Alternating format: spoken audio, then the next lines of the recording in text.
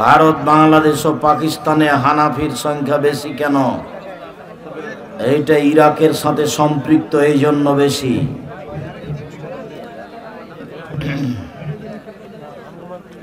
এইটা কেন? মিজানুর রহমান আজহারি কি বলেছে সেইটা আপনি আমাকে এখানে ফেলে দিয়েছিলাম, আবার কোন শরমে তুমি দাও? তুমি আমাকে কি বলিয়ে নিতে চাচ্ছ? আমি তো আর একজনের কথা বলি না। কোথায় কি বললাম সেটা নিয়ে তুমি টানাটানি করো। আমার একটা প্রশ্ন, পবিত্র জুমার দিন মৃত্যুবরণ করলে জান্নাতে যাইতে কি কোনো সহজ? চারটি কারণে কবরের শাস্তি মাপ। এক, জুমার দিন মারা গেলে কবরের শাস্তি মাপ, এ কথা মুহাম্মদ সাল্লাল্লাহু আলাইহি ওয়াসাল্লাম বলেন।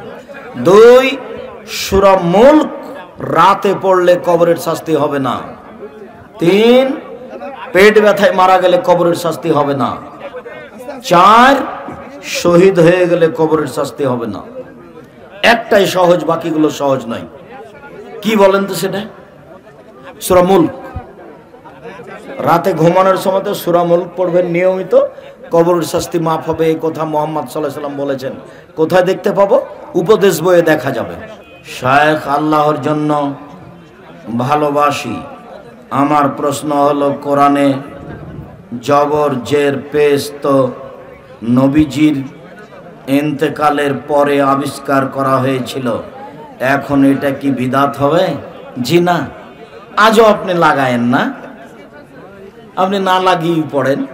আরবিরা পারে, আমাদের ছেলে মেয়ে পারে না, তাই সুবিধার জন্য লাগানো হয়েছে। ওটা সুবিধার জন্য। ওটা যদি বেদাত বলেন তা আপনাদের যে বিশ্ব রোড, পাকা রোড, আপনি লাভ দিয়ে ওইদিকে যাবেন, ঢাকা যাবেন কিভাবে? এরকম রোড তো রাসূলের ছিল না। আপনার মা যে চুলাতে রান্না করে, এই চুলা তো রাসূলের ছিল না, তাহলে খাওয়াও বাতিল। আল্লাহকে সন্তুষ্ট করার জন্য মানুষ যেই ইবাদত করে, ওই ইবাদত যদি রাসূল না করে থাকেন তাহলে বিদআত। বুঝাতে পারিনি? খালি এই কথাটা মনে রাখতে হবে।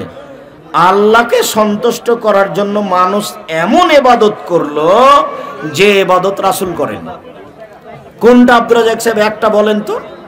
একটা হলো 15 শাবান রোজা থাকা। তা আল্লাহ রাসূল কি করেছেন? আল্লাহ রাসূল শাবানে বেশি বেশি থেকেছেন, 13, 14, 15, 20, 25 করেছেন। আর আপনি একটাই করলেন, এটা উল্টে গেল। আরো যত আছে, আল্লাহ নবী দুরুদে ইব্রাহিম পড়েছেন, আর আপনি বলছেন আল্লাহুম্মা সাল্লি আলা সাইয়্যিদিনা নাবিয়ানা মুহাম্মদ। শুক্রবার জোহরের ওয়াক্তে জুমার 2 রাকাত ফরজ সালাতের আগে এবং পরে কত রাকাত সুন্নাত নামাজ পড়তে হবে? জুমার দিন আগে বেহিসাব যে যত পারে, আজান পর্যন্ত যে যত পারে। পৃথিবীতে একটাই জায়গাতে বেহিসাব সালাতের অনুমতি আছে, সেটা হলো জুমার দিন আজানের পূর্ব পর্যন্ত। যে অনুমতি রমজান মাসে লাইলাতুল কাদরেও নেই। রমজান মাসে লাইলাতুল কাদরেও মানুষ বেশি সালাত আদায় করতে পাবে না, 8 রাকাতের বেশি। কোথায় বেশি পাবে? জুমার দিন। আর এক জায়গাতে বেশি পায় বেহিসাব, সেটা হলো কাবা ঘরে, যে যা পারে। হজর নামাজ পড়া বা কোরআন মাজিদ পড়া অবস্থায় সাদা স্রাব বের হয়, তখন করণীয় কি? পড়তেই থাকবেন। অজু ভেঙে গেলে কোরআন মাজিদ পড়া যাবে না, এই কথা নয় তো। আর সাদা স্রাবে অজু ভাঙে না। ঋতু, পেশাব, পায়খানা এগুলো হলে অজু ভাঙবে। আর উত্তেজিত হয়ে তরল পদার্থ বের হয়ে আসলে অজু ভাঙবে। সাদা স্রাব কাপড়ে লাগলে প্রত্যেক নামাজের সময় কি কাপড় বদলাতে হবে? জি না, সাদা স্রাবের হিসাব নেই, কয়েকবার ফতোয়ায় লেখা হয়েছে।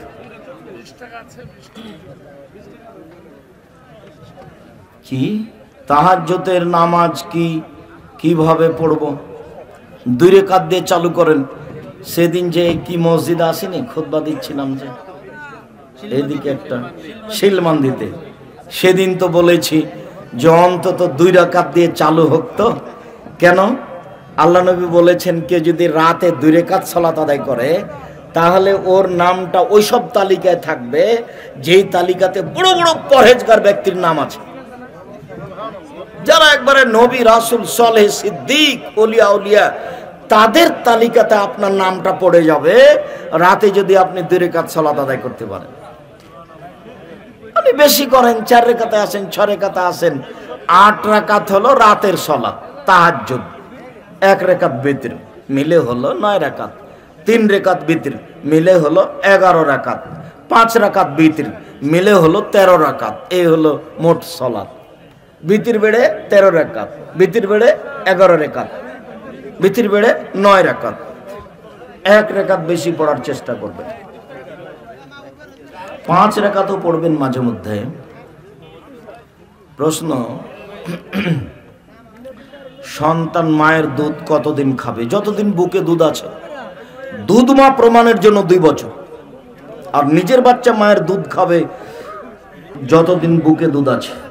আমি ওটা তোমার কথা জানি, যে জনৈক ব্যক্তিরা ফেসবুকে লিখছে আর কত যে কি বলছে। আব্দুর রাজ্জাক সাহেব বলেছেন 2 বছর পরে দুধ খাওয়া যাবে। জি, 2 বছর পরে বাচ্চা দুধ খাবে মায়ের, এই কথাই ঠিক। দুধ মা প্রমাণের জন্য 2 বছর।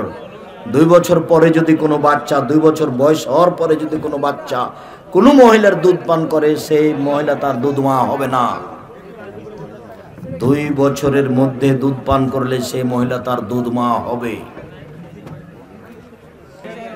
আমি আপনার বক্তব্য ভালোবাসি এবং আমল করতে চেষ্টা করি। আমি গত সপ্তাহে একজন হানাফি সমাজের জালসায় উপস্থিত হই। ওই জানাজার নামাজের পূর্বে ইমাম সাহেব মুসল্লিদের উদ্দেশ্যে বললেন, সাহাবী উসমান রাদিয়াল্লাহু তাআলা 3 বার জান্নাতে। মুহতারাম, ফরজ সালাতের জামাতে একামতের সময় ইমাম সাহেব কি কেবলার দিকে মুখ করে দাঁড়াবেন? জি না, মুসল্লির দিকে মুখ করে থাকতে হবে। মুসল্লির দিকে মুখ করে, পূর্ব দিকে মুখ করে থাকতে হবে। আর বারবার বলবেন কাতার সোজা করুন, প্রাচীরের মতো হয়ে দাঁড়ান। লক্ষ লক্ষ কোটি কোটি টাকার জমি কিনা হয়েছে, কই আপনি তো দেননি, তো হয়ে তো গেছে। 2013 সালের 24 আগস্ট রোজ মঙ্গলবার 11টার সময় বলেছি আমার হাতে টাকা নেই, কথা সত্য। এখানে প্রতিষ্ঠান গড়বে, এ কথা সত্য, ইনশাল্লাহ গড়বেই গড়বে। বিশাল প্রতিষ্ঠান, 2টা এখন অন্তত 4000 ছেলে মেয়ে পড়াশোনা করে, 250 শিক্ষক শিক্ষিকা রয়েছে। জামিয়া সালাফের হাটাবো, বীরহাটাবো, রূপগঞ্জ, নারায়ণগঞ্জ, ঢাকা। জামিয়া সালাফের ডাঙ্গিপাড়া, পাবা, রাজশাহী। জামিয়া সালাফের তেঘরা, বিরল, দিনাজপুর। জামিয়া সালাফের 6 মাইল, বাবুগঞ্জ, বরিশাল। এছাড়াও চিটাগাঙে, সিলেটে, এইসব জায়গাতে জামিয়া সালাফে প্রতীক্ষমান রয়েছে। আমি আপনাদেরকে দোয়া করার জন্য অনুরোধ জানাচ্ছি। আর আমার একটা বই পড়লে আমার উপকার করবেন, আর মাসিক আল ইতিসাম পত্রিকা পড়লে জাতির উপকার হবে। আপনি আব্দুল্লাহর বই কিনুন, মিন্নাতুল বারী আমিও কিনতে বলছি। কেন? আব্দুল্লাহর বই আমি নিজেও পড়ি, মিন্নাতুল বারী আমি নিজেও পড়ি। আপনি মিন্নাতুল বারী কিনেন। তবে আরও যেগুলি বই আছে, বিশেষভাবে পোশাক হোক আর সলাতের নামাজের উপরে হোক, আমি মাসিক আল ইতিসাম পত্রিকায় সবাইকে নেওয়ার জন্য অনুরোধ করি। কেননা এতে 50টা প্রশ্নের উত্তর আছে, আর এটা হলো জাতির সম্পদ, জাতীয় সম্পদ। কাজেই এই এতিমগুলির বিষয়টা যেন মাথায় থাকে। একজন মানুষ এসে বলছে, আল্লাহর নবী, আমার অন্তরটা খুব শক্ত, ফকির ভিক্ষা চাইলে বলি মাফ করো, কাউকে খেতে দিতে মন চায় না, তা আমি কি করবো আল্লাহর নবী? তখন বলছেন, শোনো শোনো শোনো শোনো, আতইমি তমাল মিসকিন অমসে রাসাল ইয়াতীমি আরিক্কু কালব। ফকির মিসকিনকে খেতে দিও, আর এতিমের মাথায় হাত বোলায়, তাহলে অন্তর নরম হয়ে যাবে। এদেশে একটা বই পাওয়া যায়, উপদেশ, নাম শুনেছেন কিনা আমি জানি না। ওই বইয়ের এক আলোচনাতে আছে এই কথা, এই হাদিস দুটাই আছে যে আল্লাহর নবী, আমার অন্তরটা খুব শক্ত, আমি কি করি বলেন তো? তখন আল্লাহ রসুল বলছেন, 2টা কাজ করো, 2টা। 1, ফকির মিসকিনকে খেতে দিবা। 2, এতিমের মাথায় হাত বোলাবা, তাহলে তোমার অন্তর নরম হয়ে যাবে। তখন ফকির মিসকিনকে খেতে দিবা। আর আপনাকে তো বলাই আছে, আর কখনো 150 চাল রান্না করবেন না, হাফ কেজি থেকে 1.5 কেজি থেকে 3 কেজি। আপনার মায়ের স্বভাবে আপনার বউকে ফিরে যেতে হবে।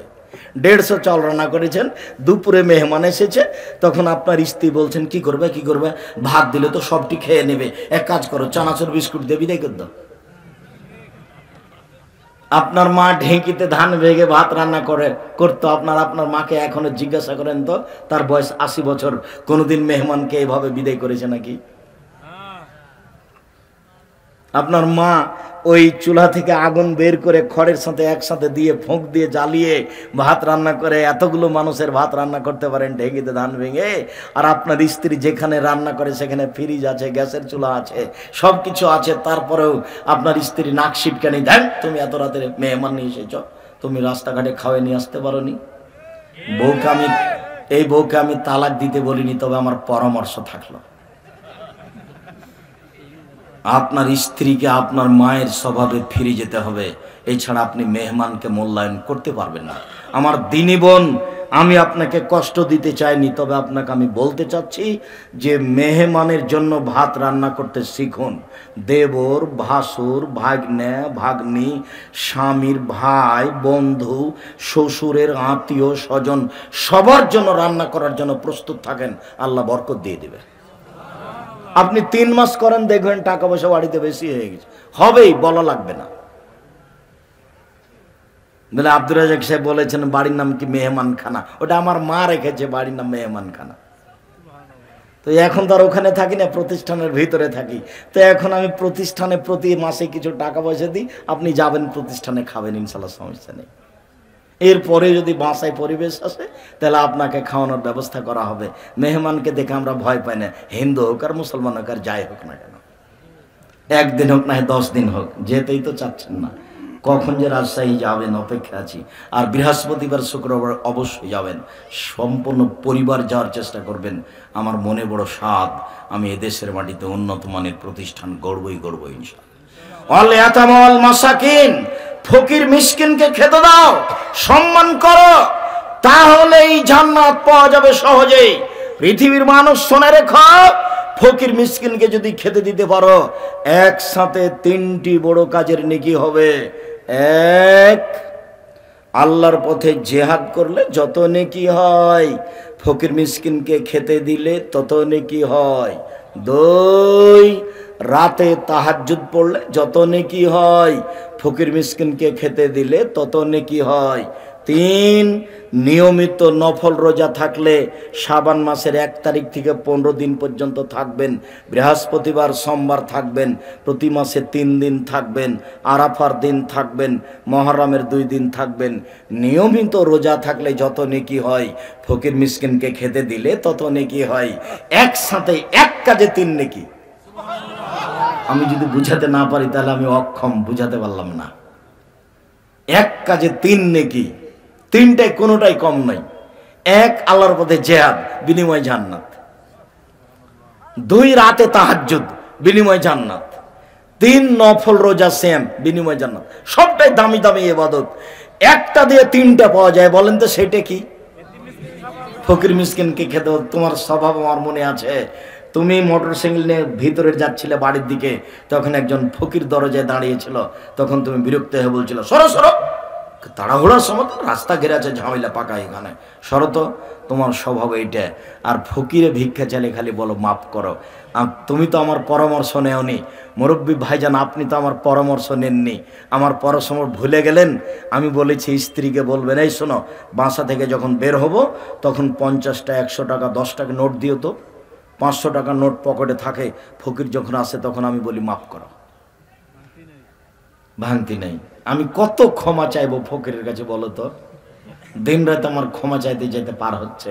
তো তুমি একটু 100 টাকা দিতে পারো না? 10টা 100 টাকা নোট দিয়ে দিবা, 10 টাকা নোট দিয়ে দিবা, তাহলে তো আমার 10টা ফকির পার হয়ে যাবে। এই তোমাকে বলছি, তুমি স্বভাব পরিবর্তন করো। তোমার মাকে বলে দিও, আম্মা যখন আমি বাড়ি থেকে বের হব তখন আপনি আমাকে 50টা 100 টাকা খুচরা দিবেন।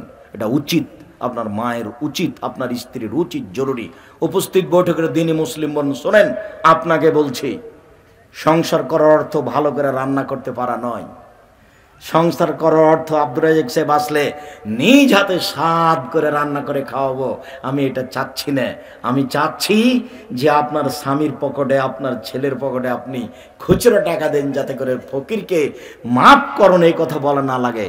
আমি নিজে যখন বাড়ি থেকে বের হতাম তখন আমার মা বলতেন, কি দিয়ে যে বুঝতাম এটা বুঝি না, আমার মা তো নিরক্ষর, আমাকে বলতেন যে বেটা ছেলে বাড়ি থেকে বের হলে খালি টাকায় বের হতে হয় না। তখন আমার মা কিছু খুচরা টাকা দিত আমার সাথে, আর বলে দিতে ফকির মিসকিন চাইলে এটা দিবা। আমরা বাড়িতে তো এই ভাষে চেষ্টা করি। এখন আপনাকে আমি কতদিন থেকে বলে আসছি, কেন জানি আপনার স্বভাব পরিবর্তন হয় না, দাড়ি এখনো ছোটই করছেন। তা আমি কতদিন থেকে বলছি ছোট করা যাবে না, দাড়ি এখনো চাঁচছেন। কতদিন থেকে বলছি দাড়ি চাঁচা যাবে না, এখনো প্যান্টটা টাকানোর নিচে আছে। এখন আপনি দোকানে বসে আড্ডা পিটেন। কতদিন থেকে বলছি জীবনে 4 টাকার জরুরি: 1 5 ওয়াক্ত সালাত, 2 হালাল রুজি, 3 কোরআন তেলাওয়াত, অন্তত সূরা ইখলাস। কয়বার? 3 বার। 4 দোকানে বসে আড্ডা না পিটা, যেখানে 2 জন বসে আছে সেখানে বসবেন না। সেখানে গিয়ে যদি বসেন আর ওরা যদি আর একজনের কথা বলে, ওই চেয়ারম্যান খুব খারাপ, তখন তুমি যদি বলো হ্যাঁ ঠিকই বলেছিস, আসলেই খারাপ। এবার আপনি তাহাজ্জুদ পড়ে যান দেখি সব গেছে, যত টাকা পয়সা দান করেছেন তাহাজ্জুদ পড়ে সব চলে গেছে। এটা মানুষের বদনাম, এটা খুব জটিল, খুব খারাপ। যার জন্য আল্লাহ রাসূল বলছেন মুখ বন্ধ রাখো, জান্নাত পাবা। মুখ বন্ধ করে দাও, জান্নাত প্রতীক্ষমান আছে তোমার জন্য। সম্মানিত দিনী ভাই বোন, ওয়াল ইয়াতামা ওয়াল মাসাকিন ওয়াল জারিল কুরবা ওয়াল জারিল জুনুব, নিকট প্রতিবেশীর সাথে ভালো আচরণ করো, দূর প্রতিবেশীর সাথে ভালো আচরণ করো। আল্লাহ নবী বলেন, ইয়া নিসাল মুসলিম, হে মুসলিম মহিলা, লা তাহাকরান্না জারাতান লিজারিক, কখনো তুমি তোমার প্রতিবেশীকে তুচ্ছ মনে করো না। প্রতিবেশী গরিব হতে পারে, প্রতিবেশী ফকির হতে পারে, প্রতিবেশী নিঃস্ব হতে পারে, অতএব প্রতিবেশীকে কখনো তুচ্ছ মনে করো না। কিছু দিও, ছাগলের পায়ের খুরের সমান হলেও, মানে প্রতিবেশীকে অল্প কিছু দিতে শিখিও। আবু জার গেফারি রাদিয়াল্লাহু তাআলা আনহু বলেন, আল্লাহর নবী বললেন, আবু জার, এজা তাবাখতাল মারাকাতা, যখন তুমি তরকারি রান্না করবে, ফাকসের মাহা, তরকারিতে পানি বেশি দিয়ে দিও, তাজিরানাকা, দিয়া প্রতিবেশীর প্রতি লক্ষ্য করিও। তরকারিতে পানি বেশি হলে তরকারি বেশি হবে, তাহলে প্রতিবেশীকে একটু তরকারি দিতে পারবা, প্রতিবেশীকে একটু দিয়ে খায় আবু জার গেফারি। আর আপনার প্রতিবেশী ধনী মানুষ, তো আপনার প্রতিবেশীর ওই মহিলার স্বভাবটা একটু দেখাই। সেই মহিলা কিন্তু আপনার বাড়িতে কিছু দিতে পারে না, জমিদারি দেখায়, অনেক ভালো করে তরকারি রান্না করে। তা আপনার স্ত্রী গরিব মানুষ, একদিন একটু তরকারি দিয়ে পাঠিয়েছে, তখন তরকারিতে ঝোল একটু হাত দিয়ে জিভে দিয়ে কি যে রান্না করে, এগুলো ফেলে দে। এটা আপনার স্ত্রীর স্বভাব, ওর স্বভাব পরিবর্তন করতে হবে, নাহলে ও বউকে তালাক দিতে হবে। এগুলো ভালো নয়। এই নাম হচ্ছে হস্তিনী, এ দিয়ে সংসার চলবে না। প্রতিবেশীর তরকারি যতই খারাপ হোক, মন্তব্য করা নিষেধ। তুমি জমিদারের মেয়ে, তুমি একটু ভালো তরকারি বাটি ভর্তি করে পাল্টা দাও না। রাসূল সাল্লাল্লাহু আলাইহি সাল্লামের জীবনে এমন কোনোদিন কেউ তাকে দেয়নি যেটা তিনি পাল্টা দেননি। ওই যে ভুলে গেলেন কেন? ওই যে আল্লাহ রাসূলের ঘরে অন্য স্ত্রী একটা তরকারি দিয়ে পাঠিয়েছিলেন, মানে আয়েশার ঘরে। তখন ওই দাসীর হাতের উপরে আঘাত করে আয়েশা বাটিটা ভেঙে ফেলেছিলেন। আমার স্বামী এখানে আছে, আমার সতীন কেন তরকারি দিয়ে পাঠাই? আয়েশার এগুলো খুব ঝাল হতো। আয়েশা রাদিয়াল্লাহু তাআলা আনহা বাটির উপরে আঘাত করে বাটি ফেলে ভেঙে চৌচির করে দিলেন। আল্লাহর নবী আর একটা নতুন বাটি আয়েশার নিয়ে ওই বাটিতে আবার তরকারি সাজিয়ে দিয়ে পাঠালেন। এবার আয়েশা কেমন লাগে? খবরদার আপনার স্ত্রী যেন এমন মেজাজ না দেখায়। নিঃস্ব প্রতিবেশীকে লক্ষ্য করতে হবে, এ কথাই ঠিক। প্রতিবেশী আয়েশা রাদিয়াল্লাহু তাআলা আনহা বলেন, আল্লাহর নবী ইন্নালি জারাইনে এলাইহে মাউহুদি, আমি একটু আমার প্রতিবেশীকে হাদিয়া দিতে চাচ্ছি, তরকারি দিতে চাচ্ছি। আমি নরসিংদী জেলার জন্য কি বলবো, নরসিংদী জেলার জন্য বলি, প্রতিবেশী লোকটা গরিব মানুষ, একটা লুঙ্গি দিতে চাচ্ছি। তো দুইটা প্রতিবেশী আল্লাহর নবী, আমি কি করব? তখন আল্লাহর নবী বলছেন, আয়েশা তোমার বাড়ি থেকে যার দরজা বেশি কাছে তাকে দিয়ে দাও। বুঝাতে পারলাম না মনে হয়? প্রতিবেশী তো 4-5 জন, 4-5টা দিতে পারবেন একদিনে। তো দেওয়া শুরু করবেন কার থেকে? যার দরজার নিকটে, যার বাড়ির নিকটে, তার থেকে শুরু করবেন। আয়েশা থেকে শুরু করবেন, ওটা কোন কথা? আয়েশাকে তো ওটা উত্তর দিলেন আল্লাহ নবী, যেটা আয়েশাকে আল্লাহ নবী উত্তর দিলেন সেটা এখন আমার আপনার সারা পৃথিবীর মানুষের। বুঝা যায়নি কথা মনে হয়? প্রতিবেশী যার বাড়ি কাছে, রাসূল সাল্লাল্লাহু আলাইহি ওয়াসাল্লাম বলেন, লা ইয়ামনু আহাদুকুম জারাহু আইয়ামনা আই ইগরাজাল খাশাবাতা। কোন মানুষ যেন তার প্রতিবেশীকে তার দেওয়ালে একটু কাঁটা গেড়ে রশি বাঁধতে নিষেধ না করে। কোন প্রতিবেশী যেন তার দেওয়ালের উপরে টিন লাগিয়ে রান্না করতে চাচ্ছে, এটা যেন নিষেধ না করে। ভাইজান, আমি তো গরিব মানুষ, আপনি তো প্রাচীর দিয়ে রেখেছেন, প্রাচীর উঁচা আছে, আপনার প্রাচীরে আমি 3-4টে টিন লাগিয়ে এখানে রান্না করতে চাচ্ছি। না না না, করেছো কি? আরে আমার দেওয়াল কালি হয়ে যাবে, সাবধান। না, আমার দেওয়ালে তুমি টিন লাগাবা না। ভাইজান, আপনার এই প্রাচীরে একটা কাঁটা মেরে রশি বেঁধে আমি এখানে কাপড় শুকাতে চাও, ফাইজলামি করো তুমি? দেওয়ালে কাঁটা মেরে আমার দেওয়ালটা নষ্ট করতে চাও? এ হলো কৃপণ, এ হলো শয়তান। কৃপণ হলো শয়তান, এর স্বভাব খারাপ, এর আচরণ খারাপ, এ হলো বদ, এ হলো শয়তান। এই প্রতিবেশী চিনে নাই, জাহান্নামে চলে গেছে। স্বভাব পরিবর্তন করতে হবে, এ কথাই ঠিক। দিনী বোন, আপনাকে আমি পরিবর্তন হওয়ার জন্য অনুরোধ জানাচ্ছি। প্রতিবেশীকে ভালোবেসে জান্নাত কিনতে হবে, প্রতিবেশীর উপরে ক্ষিপ্ত হয়ে জান্নাত কিনা যাবে না। রাসূল সাল্লাল্লাহু আলাইহি সাল্লাম বলেন যে ওই লোক মুমিন নয় যেই লোক নিজে ভালো খায়, প্রতিবেশী ক্ষুধার্ত থাকে।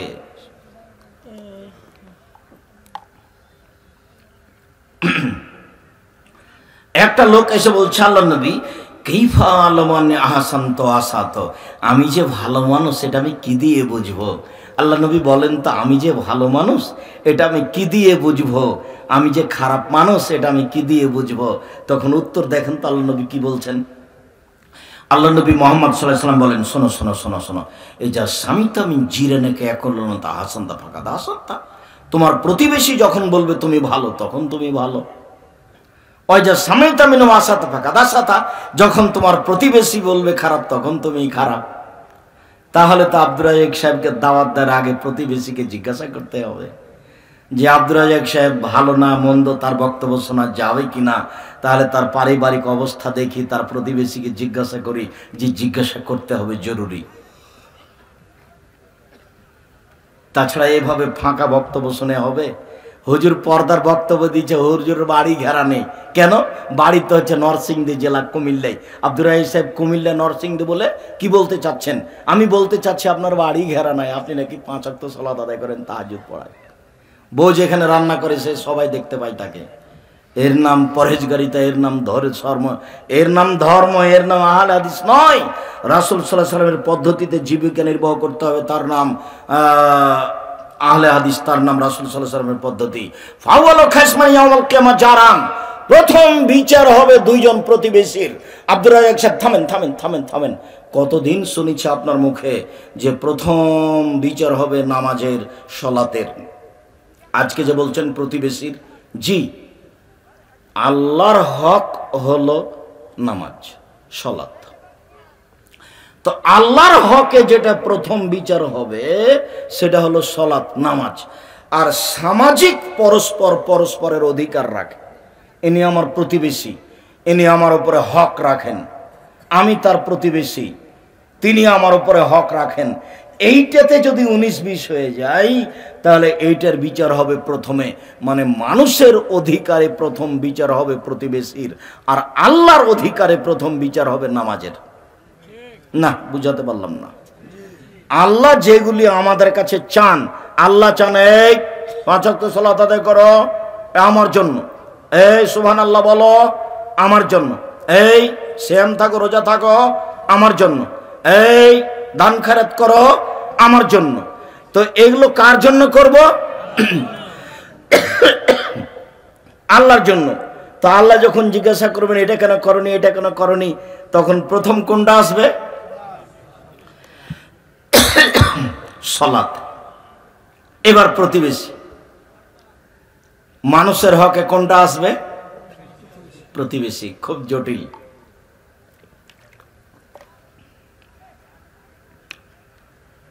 আলোচনার শেষে চলে আসলাম। দুই একটা হাদিস। রাসূল সাল্লাল্লাহু আলাইহি সাল্লাম বলেন, আল্লাহু লা ইউমিনুল জান্নাহ, আল্লাহু লা ইয়াদখুলুল জান্নাহ মান লা ইয়ামান জারহু বাওয়াইকাহু। আল্লাহর কসম, ও জান্নাতে যাবে না যে তার প্রতিবেশীকে কষ্ট দেয়। রাসূল সাল্লাল্লাহু আলাইহি সাল্লামকে বলা হলো যে ইন্না ফুলান তাতুজকারু মিন কাসরাতে সালাতিহা সানা সাদাকাতিহা গায়রানা তুজিবে জিরানাহা বিলিসানিহা। আল্লাহর নবী, অমুক মহিলা বেশি বেশি সালাত আদায় করে, বেশি বেশি সিয়াম পালন করে, বেশি বেশি দান খয়রাত করে, তবে মুখ দিয়ে প্রতিবেশীকে কষ্ট দেয়। আল্লাহ রাসূল বলেন, হে ফিন্নার, ও জাহান্নামে যাবে।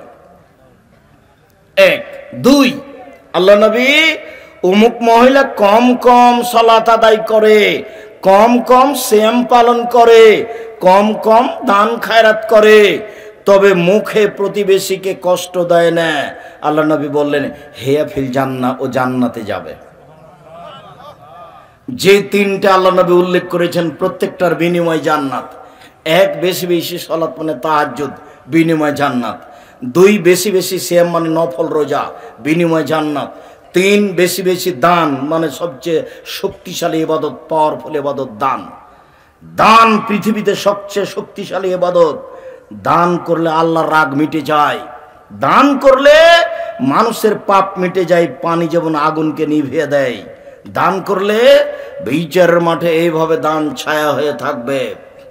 দান করলে এটা বিচারের মাঠে দলিল হিসেবে আসবে। পৃথিবীতে সবচেয়ে ভিন্ন ধরনের ব্যতিক্রম ইবাদত হলো দান। দানের চেয়ে কোনো শক্তিশালী ইবাদত পৃথিবীতে নেই। ব্যতিক্রম ইবাদত হলো দান।